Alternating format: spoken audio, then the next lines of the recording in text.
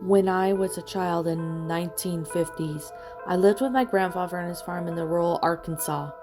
We came from a long line of ethnic German farmers, spoke German at home, and lived in relative seclusion. There was a large dog, a German Shepherd mix, I think, at our farm. He was never really ours in the sense of being our pet. My grandfather said that he had been at the farm for several generations.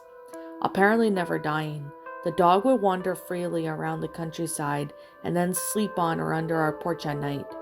It would never come to our house at night during the winter, but it would bring us gifts. A few times a year, a dog brought us chewed up remains of strange creatures. Typically, there were only the bones and small bits of flesh left, but we could tell that they were not from ordinary animals. Examples include a head of a mouse with antlers, a reptile with a serpentine body and crocodilian head, and the head of a small unicorn. The skeleton of some small six-legged vertebrate. Most of the tributes were from the small prey, although the dog did one time bring us a fully fleshed reptilian arm of some larger creature, still clutching the small world of some kind. Sometimes we would bring the dog with us on trips to rural places, and those trips he would often wander off and bring back several specimens, never killing and eating them in our sight. My grandfather kept these fossils in jars and boxes, along with the other which seemed to accumulate over generations. We never saw such creature alive. Being but simple farmer, who only knew some English words, my grandfather never thought to have remains examined by the naturalist.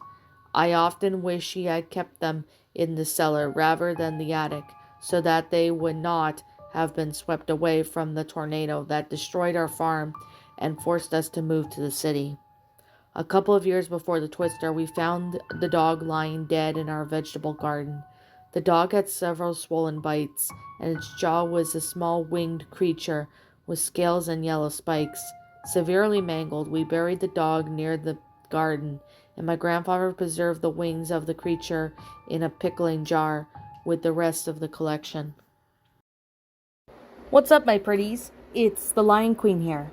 I want to appreciate you all for tuning into this video, and I do appreciate you guys supporting my video by giving this video likes and stuff.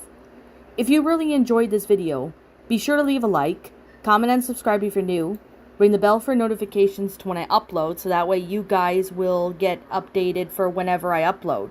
If you want to follow me on Twitter or DeviantArt, feel free to leave a follow on those if you are interested in following me on those socials.